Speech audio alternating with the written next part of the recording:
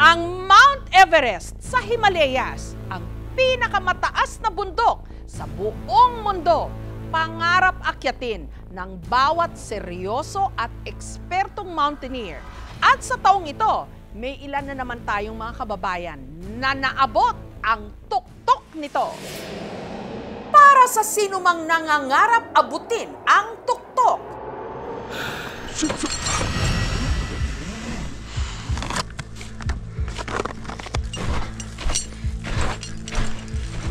kailangan mo nang lagpasan ang sukdulang pagsubok.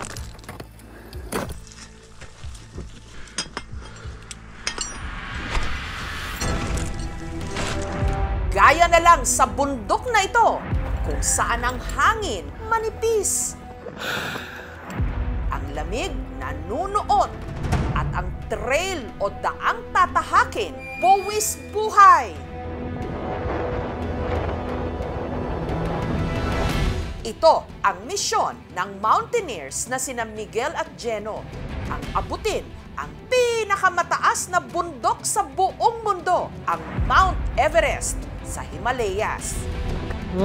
Kahit buhay pa nila ang kapalit. Ang lalalim ng mga bangin, hindi mo makikita. Parang sabi nga ng mga Sherpa ron, impyerno na raw eh. Kahit sumigaw ka, walang makakarinig sa'yo pag nahulog ka ron. Kaya puspusan ang kanilang training sa EBC o Everest Base Camp. Alright. Pero unang linggo pa lang ng 3 linggo nilang pagsasanay, 1, 2. si Miguel Oh yeah! na aksidente. Nadulas ako sa yellow na part, tapos tumama yung tuhod ko. Yung pang-outer pants ko na makapal, tapos ito yung panloob, yan dumugo nga. Sobrang sakit, tapos naramdaman ko parang may tumutulungan sa loob na dugo. Alright, so ganito sitwasyon sa Camp 4. Ano na mata ko? Wala ko yan. No. Natakot ako, baka hindi na ako makatuloy sa Everest. Sabay pa kaya nilang maaabot ang tuktok ng mundo?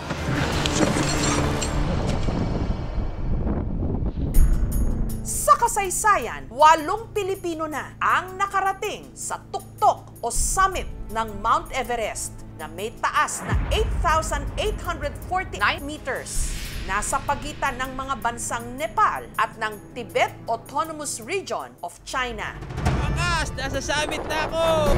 Taong 2006, nung unang narating ang tuktok nito nina Dale Abenojar, Leo Oracion, Pastor Emata at ni Romy Garduse. Buhay ang Pinoy!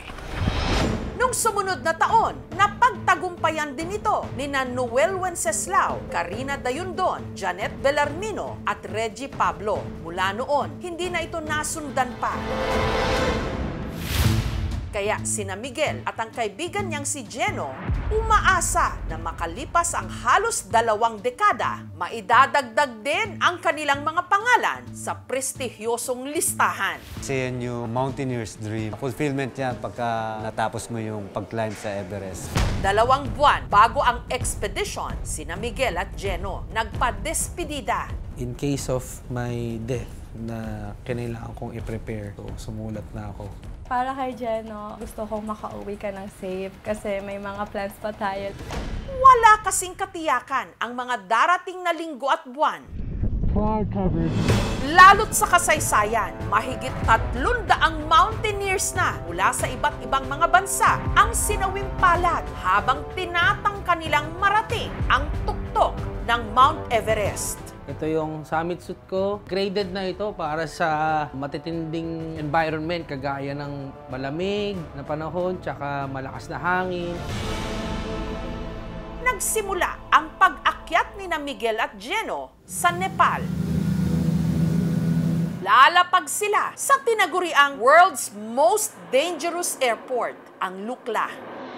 Maikli kasi ang runway nito, kaya pahirapan ang pag-landing at pag-take off ng mga eroplano. Sa bayan ng Nukla sa Nepal, din nila sisimulan ang pag-trek ng 8 araw papunta sa paanan ng Mount Everest o yung tinatawag na EBC, Everest Base Camp. Touchdown base camp. Alright, we're here now. Everest base camp. Let's get inside. Okay. Dito, may mga nauna ng 2 mga Pilipino na aakyat din sa bundok. Si Rick, ang Pinoy na nakabase sa Switzerland. Tomorrow we'll go there. Carl, pakita mo. At ang engineer na si PJ, pinsan ng Kapuso News anchor at host na si Emil Sumangil. Here I am. Take some videos later. Sa kalooban ng Baladyos Ama, mahihit niya yung summit at uuwi sila ng kumpleto. Ang inaantabayanan ko na lamang ay yung kanyang mga kwento. Kung paano niya nagawa yun, na makarating doon at kung ano na yung mga challenges na kanyang na-encounter. Hindi biro ang pag-akyat ng Mount Everest. Ang gastos kasi rito, aabutin ng hindi bababa ng 2 milyong piso. Pagdating sa mga extreme undertakings katulad ng ganito, we should be prepared for the worst. Training site for today. Training days. Kailangan ding nakakondisyon, hindi lang ang katawan, pero lalong-lalo na ang utak. No need for another beaner there? No. Nice. Nice. Get it. Ngunit sa training pa lang, tila may pangitain na kailangan nilang harapin. 1, 2. Si Miguel, Oh yeah. nadulas sa yelo. Ito yung butas sa tuhod ng pang-outer pants ko na makapal. Tapos ito yung panloob. Yan dumugo nga. Madali. Mas tube pa din ako. Habang si PJ, aksidenteng nabagsakan pa ng tipak ng yelo. Oh my God. Nakita niya may mga pabagsak na ice. He was unconscious and buried under the snow ng 10 minutes. Kapalik na po mula sa kanilang rotation si Engineer PJ Santiago. Si PJ, halos masunog din ang balat sa kanyang mukha. Sunburn skin po yun. Natuklap lang ng avalanche na may sumamang laman. Dinala namin siya sa clinic. Walang nakita sa scan. Sabi ng doctors, we have no reason to stop you. Sa kabila nito, tuloy ang kanilang pag-akyat. This is the line going to Camp 2. Unang tumulak ang grupo ni na Rick at PJ. Nipis ng hangin. We are at approximately 6,000 meters now, going up to 6,400. There would be lots of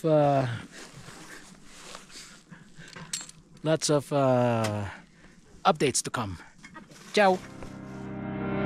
Tonight, our summit push. Makalipas ang 4 na araw, sumunod sina Miguel at Geno. Dinahandahan lang namin, sinaga. Kasi hindi naman kami kagaya ng iba na bibilis, na malalakas. Bago marating ang summit, 4 na campsites ang kailangan nilang madaanan. Oh, capture that avalanche.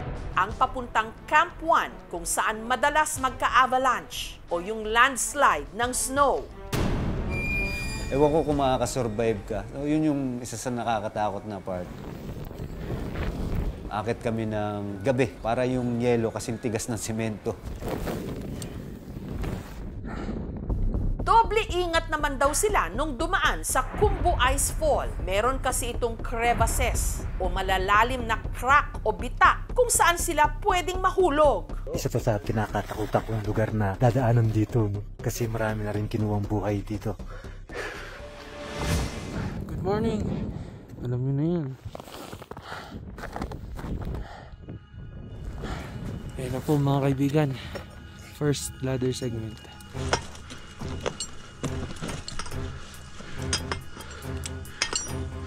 Oh, Lord guide us. Kaya ko to. Day 3 of our rotation. Today, I will push myself to the limit. Ang kanilang trek pagpunta ng Camp 3, pahirapan. Dumaan sila sa matarik at napakadulas na pader ng niebe na kung tawagin, Loche Face. Ano? Good. Yes. Alright. Tahan lang tayo. Slowly. Slowly but surely. Grabe init. Isang pataas na lang yan. Ingat. Umaga ng May 17, Grabe hangin dito. papunta na sila sa huli nilang stopover, ang Camp 4, na kilala rin sa tawag na Death Zone.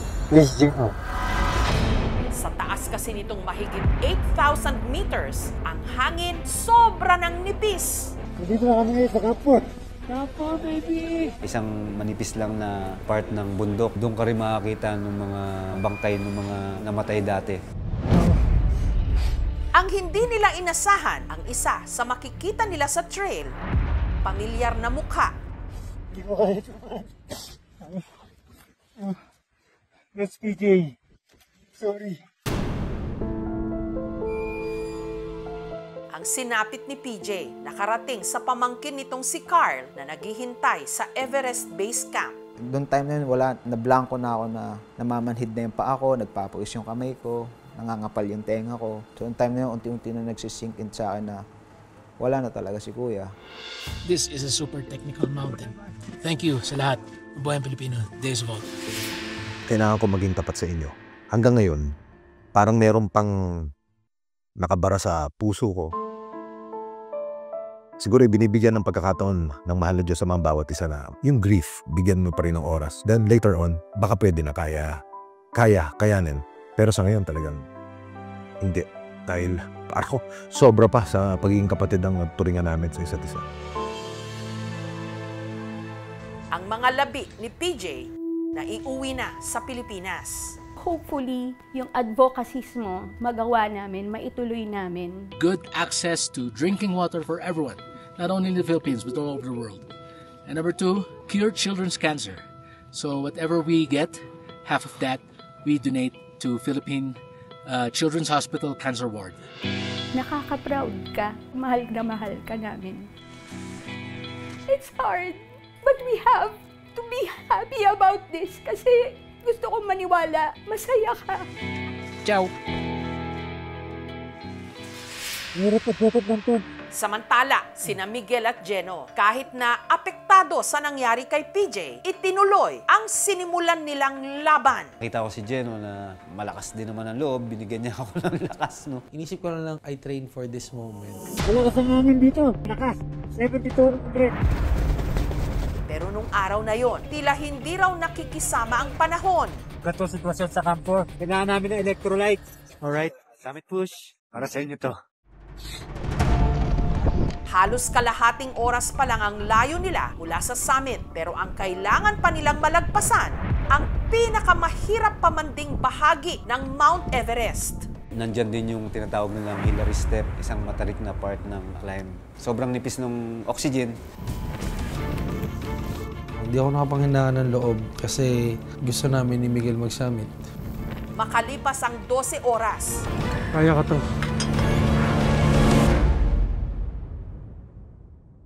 Yes, that's the right.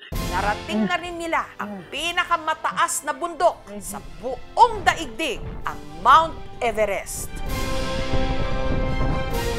Thank you.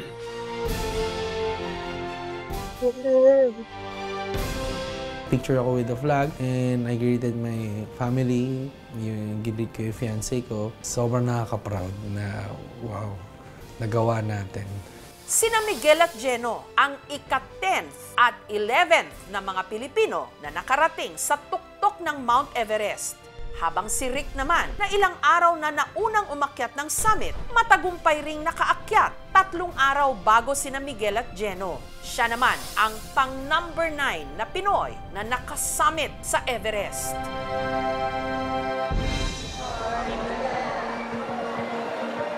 Monumental siya for my life. Dahil sa expedition na to, nabago yung buhay ko. Gusto ko lang patunayan na kaya ng mga Pilipino. Hindi basta-basta ang pag-akit ng Everest. So, nandun yung anxiety. Kaya ako nakabalik siya ng safe and sound. Since kasama na namin siya, sureball na okay na kami. Yung sa pag-akyat ko ng Everest, hindi lang yung para sa akin. Natutuwa ako kasi maraming mga mountaineers na nagsabi na parang inakyat mo na rin kami sa Everest sa ginawa mong yan. Yun, inakyat namin para ipakita sa mundo na ang kaya ng ibang lahi, kaya ng Pilipino. Hoy, ang mga Pilipino! Success! Why climb mountains? Yan ang madalas na tinatanong sa mga mountaineer. At ang madalas din nilang sagot, because it's there. Sa gitna ng lamig, Grabe hangin dito. pagod, at panganib. Oh, capture that, avalanche! Kakayanin nila dahil ang tunay na tagumpay hindi lang nasusukat sa taas ng naaabot, kundi sa tapang na Yes, that's the right. lumaban. Ciao! Thank you for watching, mga kapuso. Kung nagustuhan niyo po ang videong ito, subscribe na sa GMA Public Affairs YouTube channel.